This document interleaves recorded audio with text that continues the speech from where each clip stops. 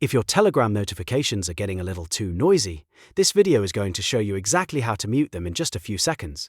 We'll cover how to mute a specific chat, group, or channel, and then I'll also show you how to turn off all desktop notifications if you want complete peace and quiet while you work.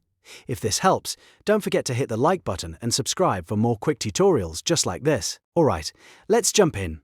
First, if you only want to mute one conversation, look at the left-hand sidebar in Telegram and find the chat, group, or channel you want to silence.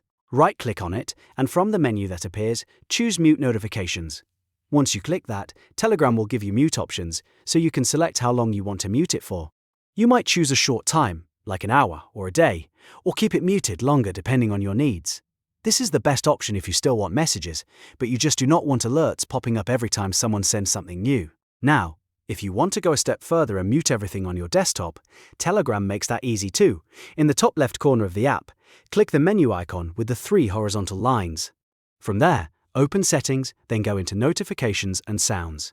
In that section, look for Desktop Notifications and simply toggle that off. As soon as you do that, Telegram will stop showing desktop alerts, which is perfect if you want to stay focused during meetings, recording sessions, or any time you need fewer distractions.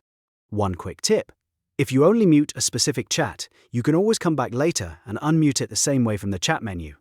And if you turned off desktop notifications globally, you can return to the same notifications and sounds menu anytime to switch them back on. So to recap, right-click the individual chat, group, or channel and use mute notifications for targeted silence, or go into Settings and turn off desktop notifications for a full app-wide mute. If this video helped you out, please give it a like, subscribe to the channel, and I'll see you in the next one.